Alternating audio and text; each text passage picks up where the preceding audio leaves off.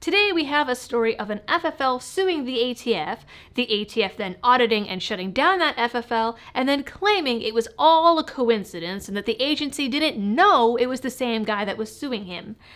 And they expect us to believe it.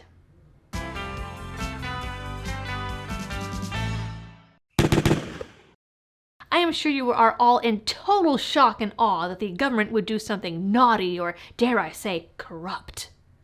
But before I tell you all about it, today's video is, as usual, brought to you by Blackout Coffee Company. It has been a tough week in that toddler mom life, and when you're a parent, the quality of your coffee is of the utmost importance.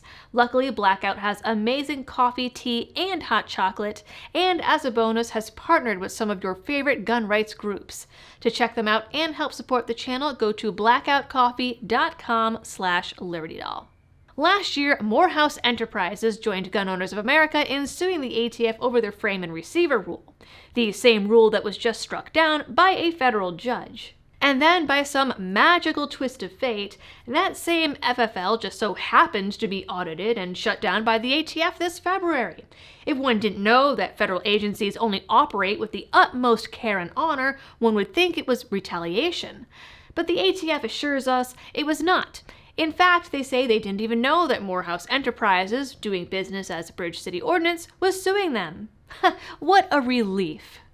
Cam Edwards at Bearing Arms said this was the first inspection the shop had had since 2019, while John Crump at AmmoLand says it was their first ever.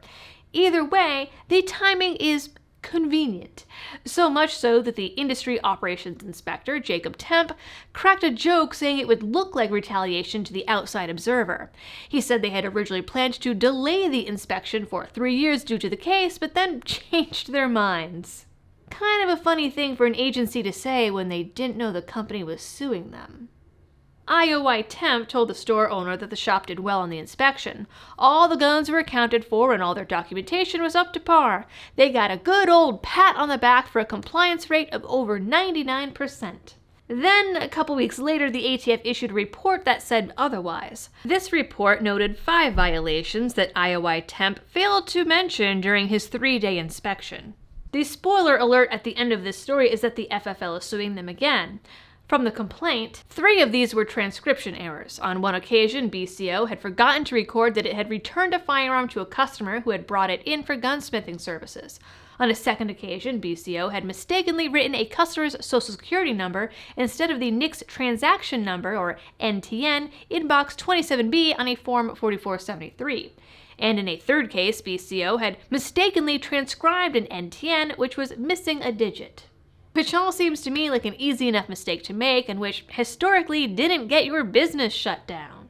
The other 2 violations found by ATF involved a single transaction on August 25, 2022. The first was for sale or delivery to out-of-state resident, where licensee transferred handgun to a Georgia resident. With respect to the same sale was a second alleged violation for a failure to complete a NICS POC background check, where licensee failed to contact NICS prior to transfer of firearm. Licensee recorded Georgia weapons carry license. In that second allegation, the owner had used the buyer's Georgia concealed carry permit in lieu of background check.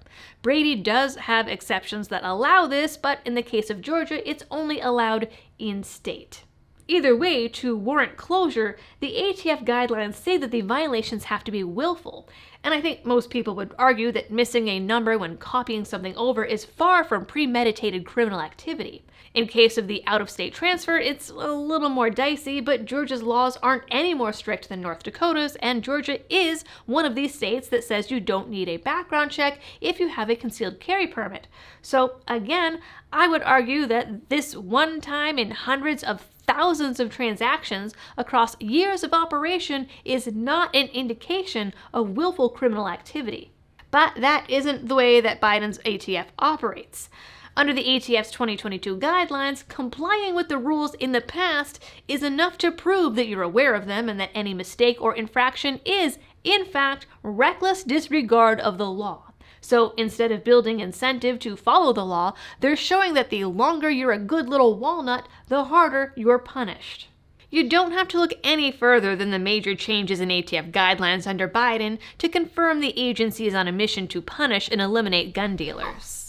Under all previous versions of ATF policies, Morehouse Enterprises' paperwork errors, even using an out-of-state carry permit in place of a background check, would have gotten the owner a warning conference.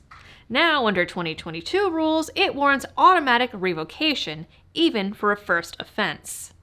In full demonstration of that fact, Morehouse Enterprises has 2 FFLs, and despite the second having no violations, the ATF revoked them both, making the shop yet another number in the 500% increase in revoked FFLs under the Biden administration.